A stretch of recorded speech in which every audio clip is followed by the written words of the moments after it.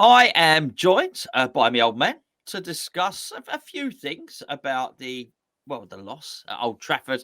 I guess now I've not got his opinion at all thus far. In fact, we literally just linked up. I just pressed just before I press record. Normally, before you do these videos, you have a little chat, and he started talking. I said, "Whoa, stop, save it."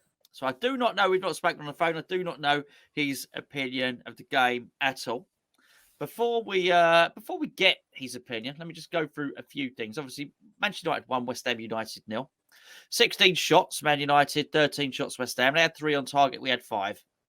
Possession, we had 46, they had 54% possession. We had 411 passes, they had 491. Both had a pass accuracy of 82%. A similar amount of fouls. They had 5 corners, we had 10, and we had more offsides as well, which sort of feeds into us having quite a lot of attacking play at Old Trafford. How did you find it, mate? Or how are you feeling after the game? Should we say that first?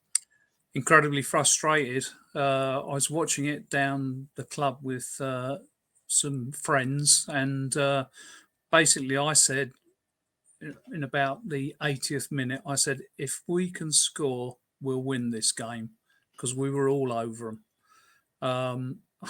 I did something I've never done before. A round of drinks for your mates. That as well. I actually took a screenshot of the match stats at about the 70th minute. And to that point, we'd had 4 shots, none on target. Right. So basically, we had 9 shots, 5 on target in the last 15 minutes of the game. Man United had 3 shots, none on target in the last 15 minutes of the game. And that was a representation of what happened. We looked really dangerous, and the guy had just played out of his skin. I thought Rice was sensational. Zuma played really well. I don't think anybody let us down.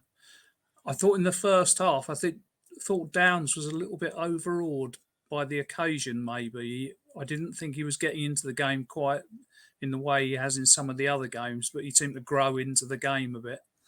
But it was a very, very pleasing performance. Thought Areola did well when he came on. Just enthused about the performance, annoyed about the result. So where did you think Downs was playing? Because he was the most advanced, I found, of the midfielders. And any time, basically, he should have been 20 yards further back if he plays. I just found he's left wanting for the attributes of an attacking midfielder when he's in and around the D. He doesn't have the. In fact, I'll tell you what he's got. He's got that Scott Parker turn on him, which is absolutely fine in the middle of the pitch, but it's not going to wriggle you into an attacking position. He's not going to dance past somebody. He's not going to play the reverse killer pass and things like that. And so I found it quite frustrating watching him play there. I don't blame him at all, by the way. Every time I see him play deeper, he's excellent. But it's hard to argue that it didn't work as a tactic for Moyes. Actually, I don't. There was a lot of you won't notice it because you were down the club with your mates. But there was a lot of criticism of David Moyes after the game. I thought his tactics worked really. I'm pretty sure had he have had Paqueta fit, Paqueta would have played. I think had he have had Cornet fit, Cornet would have come off the bench or started or something like that. But bearing in mind, he probably didn't feel he had that many attacking players. Actually, it wasn't too bad in terms of the fact we had 3 defensive midfielders on the pitch. We did seem to improve when Antonio came on. I don't know whether Scamacca was. I don't know whether his attitude changed after he got booked, but he didn't seem to be as effective after he got booked. I don't know whether that's my imagination or not, but to me, I would have thought this was the game that he would really have wanted to play in and feature in, because I think he is the sort of person who wants to sort of be on the big stage. But to me, he sort of ducked out a bit to up to the point where he was getting substituted. I don't know. don't know if that's what you thought. Well, I'll tell you before I do tell you. Let me just shoot on in a little bit of sponsorship here because this video is sponsored by the Spitch Fantasy Football app, and I've got to tell you, on the Spitch Fantasy Football app, I didn't have Scamacca in my team, and I'm quite pleased I didn't. And I'll go into details of why in just a second. But if you fancy yourself as a bit of a Pep Guardiola, if you fancy yourself that you could do a little bit better than David Moyes, then you can back your managerial abilities on the Spitch Fantasy Football app. Now, let me warn you, it is 18 years and above because there is a gambling element. But I've won money at it this season. Gio's won money at it this season. Tim has won money on it this season. And I'll tell you why, that's because it pays out, particularly on the classic Premier League game, the first 25% of the players. So you pay £1.70 to enter. There's a prize pool, usually about 600 quid. I think the last entry there were 400 people that paid out the top 100. Check it out. Use the link below. They'll know you've come from Hammers Chat. And if you also fancy a little go in the Hammers Chat mini league, you can do so. That game is free. Now, as I mentioned, I wouldn't have had Scamacca in my team, and I didn't have Scamacca in my team for that one. He started well. The first two chances, and I think we did have two early chances. You talk about Flynn Downs being overawed. It seemed like Ben Rama made bad decisions, but he was in good form. And he was played through initially by Scamacca on two occasions. I thought Scamacca held off his man well, fended him off, and then played some really nice flicks through. One of them was a flick, and one of them was almost a bit of a reverse pass to play Ben Rama through. So I thought Scamacca started off in good form, which I know is pretty much what you were saying. I don't know about faded because of the card per se. I think faded because of the quality of support around him. I look at him sometimes, I think he looks a bit fed up.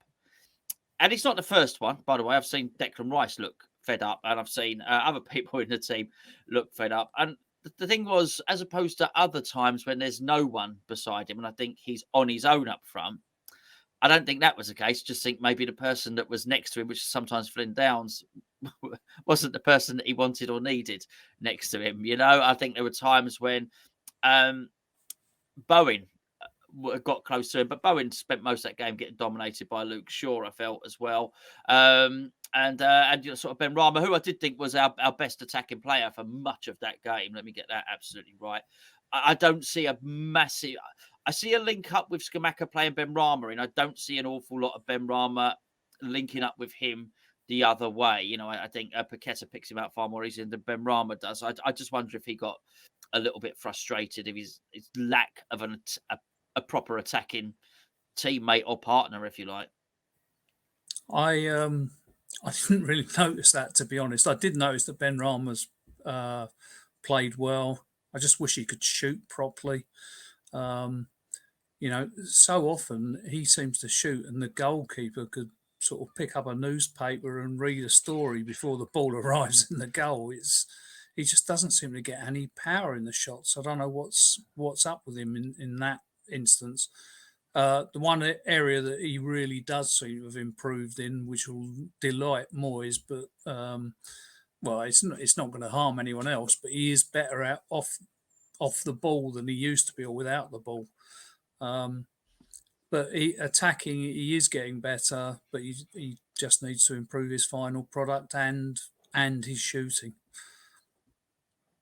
Do you think that's? Do you feel that the team's improving at the moment? Absolutely, Really? absolutely. I thought again, they said on the commentary that Man United this season, when they're winning, they've never lost a point when they've been winning. Oh, really? Okay, yeah. So, but I thought, well, you know, this is the day where that's going to get bust, and I really thought the opportunity was there. I mean, to have 5 shots on target in 15 minutes, you know, you have to be playing well. And the save he made from Antonio, the Gea made from Antonio, and particularly from Rice, was sensational. I mean, that's probably the best shot I think I've seen Rice hit in a West Ham shirt. And it really did deserve a goal. And I mean, if it had gone in, can you imagine what the West Ham fans' reaction would have been at Old Trafford? And the stampede out of the ground from all the Man United supporters would have been good as well. The few that would have been left. Yeah. Did you know who Gary Neville awarded Man of the Match to? No. Oh, you don't? Okay. I'll give you. Okay, give me the two best players for Man U. De Gea. Right? Yeah, fair enough. Um, well, it shouldn't be Rashford because Rashford did nothing in the second half at all. Ronaldo did even less. I don't possibly Shaw, but he won't have given it to Shaw. No, No, I thought Shaw played very, very well. I thought he yeah, nullified. but I Both. don't. I just don't think he would have given it to a fullback. No, Not but not Dallo played very well. And what about Martinez. there you go. It's another one that would have been mine as yeah, Dallo, Martinez, or De Gea would have been my choices. What about any? Give us a couple of two best West Ham players. Rice I'm playing tricks with you here, obviously, but Rice yeah, and go on. Zuma. Yeah, oh, okay, no, absolute fair appraisal. Zuma's my man of match. He did actually give it to Rashford, which I thought Oh, for was God's sake, that is ridiculous. yeah. I mean, it was a great header, it really was. And he Oh looks to be going yeah, back into form, but the header was great. The thing that was better than that was the cross. The cross from and Rice so nearly cut it out as well, which was really annoying. But yeah, the cross was absolutely sensational. But what else did Ericsson do in the game? And for all the talk we keep hearing about how wonderful Casemiro is today, neither of those players were anywhere near as good as Rice. no, And it, they weren't. They weren't. and Rice was doing everything all over the field. That breakaway in the first half down the left wing. I mean, it's amazing how far Man United balls are allowed to go over the line and That's come right. back in. Yeah, yeah. Oh, that just wound me up something shocking. No, I think it wound everybody up. It really did. And he didn't. Because I don't think the referee was terrible. By the way, I think he let some things go. He let Antonio have a right old shoving match and stuff like that. But stuff like that just doesn't help. With this of the whole suspicion that you don't get anything at Old Trafford. That was not good. And also there was a couple of fouls just before that there were soft fouls and the referee gave away. And also I don't know if you remember there was a bit where Bowen sort of he didn't nutmeg him, but he popped the ball round Luke Shaw and tried to run round him. Yeah. And Luke Shaw sort of fouled him basically. Well, Anyway, it was a classic obstruction, wasn't it? it was. And nothing was given, right? Yeah. And then later on, one of the United players did the same to Suchek, I'm thinking. Suchek or Dawson, and they got a yellow card. Yeah. Exactly the same move. Exactly the same move. And it's things like, oh, come on, mate. Do you know what I mean? I'm sure he'll look at it and he'll think, he got that wrong. And I do wonder if there's someone in their ear, saying afterwards, no, that ball did not go out of play. Things like that don't help because it was a really good breakaway from Rice as well. And I, as I said to, well, you've not been back long, so you won't know this, but I spoke to Tommy in a review afterwards, and as I was saying to him, he was gone then. He was at the right back. He was past them. He could then have driven into that box basically, and he might have had a shot. I reckon he'd probably picked somebody out. So yeah, quite fine margins. But that leaves us anyway. It leaves us going into obviously we've got Silkeborg. Not Silkeborg. FCSB is the next European game. He can do what he wants. For that Well, one, he's of not going. course. He's not going to pick any of the first team for that, is he? He's going to bring back Agerd again.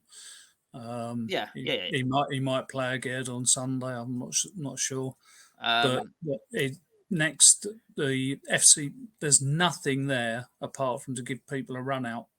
No, absolutely. But some people need a run out. So Oh yeah, Emerson needs a run out. Sufal needs to play. It can't. So I've seen some people say, "Oh, get all the youngsters out." No, some youngsters absolutely, but some senior players need to play. Like as I say, like Emerson, like Sufal, like Gerd, who you mentioned there as well. But no, we got that, and obviously we got the Blackburn Rovers one, which I which might not be so as easy. I've seen Brereton Diaz a couple of times this season. I think he might have got an injury actually in the last game, but he looks in good form. I don't think Blackburn will play him. No, well, fair enough. Listen, we'll do that. We'll talk about that close to the time. But I was sort of building up to, what are the important games? Palace and Leicester. You feeling confident about those if we get a couple of players back? Absolutely. Really? I just think we need a little bit more luck in front of goal. I'm interested to see the Fabianski injury. Sort of was a bit strange because nobody actually hit him, did they? It just seemed to head the ball awkwardly, as far as I could tell. Yeah, I don't know. I mean, it was a good decision. It was good goalkeeping because he didn't know Ericsson was offside and he had to sort of come out. I think he made a good decision there. But yeah, I was surprised not to see him come out for the second half. But they barely had anything in that second half, Man U. No, And what they did have was more or less blocked by the defensive midfielders or the defence. but Certainly also wasn't. all of the defenders, all of our defenders were good going forward. And we haven't had that for a long time. I mean, at the start of last season, when we played Man United at their place, both of our fullbacks were going up well and we were a big threat from corners. But in open play, our centre halves really didn't do very much last season, I felt. But today, both Zuma and to a lesser extent Dawson, when they carried the ball, they even seemed to have a threat, and mostly they were playing good balls through. The weak link is Souček, who continues to play really well when he hasn't got the ball and atrociously when he has. Yeah. And the thing that used to get him out of jail was that he used to score lots of goals, but nowadays he doesn't seem to be getting in the positions. Not No, really quite and he sure. gave them two bloody good chances by just passing to them as well. Have you noticed that? It was also Dawson did it as well, which you sort of understand. Dawson coming back. Yeah, I haven't given up on Souček, far from it, but I have almost stopped appraising him as a midfielder. I do look at him as a defender now. As he is there to head and tackle and block and dropping at the back. I mean, funny enough, when Dawson gave the ball away, it was Souček that bailed him out. I mean, if you look, It was a really good sliding tackle. It was a sliding tackle, but look at his position where he made that sliding tackle. Look at his position. Yeah. He was in a centre back's position, and it wasn't like he'd had to sprint back there because the play had progressed loads up the pitch. Dawson gave it away in their final third. Do you know what I mean? In our defensive position. So he's already there or thereabouts anyway. That's what he does. He sits in there, he protects, and he drops in quite a lot. So I tend to just appraise him as that. That's not to say I don't think it's a hindrance. I think it's a massive hindrance to us being attacking, and I think it just comes down to craft, and we lack a bit of craft. And I know what you say about Casemiro and Eriksen. Did they dominate the game? No, they didn't. But if we'd have had at least one player who had their range of passing, in our team, I think that might have been very, very different. I think you might have seen a bit more of a motivated and involved Scamacca as well. Anything else that you want before we check out? Anything else you thought about the performance or the boys down the pub thought? Well, they were mainly Man United supporters. So, oh, were they? Yeah. Yeah, my West Ham supporting friends were on other duties today. Oh, I thought you were with them. No. Well, one of them was supposed to be there, but he'd been called over to do some emergency babies in. So, yeah, no, I was there on my Todd, but not a problem. Oh, I bet they loved you screenshotting the stats then, didn't they? They didn't see that. Okay. I'm not that stupid. If we get the next goal, we're winning. Yeah. Yeah, they did say I was sulking when I left. I don't blame you for not buying any drinks. And they were right. Yeah, absolutely. All right, mate. Well, listen, thank you very much for joining me. We'll get you back on ahead of the Blackburn game. Maybe have a little chat then. And thank you everybody for watching. If you haven't done so already, please do like and subscribe the video, and we will catch up with you tomorrow.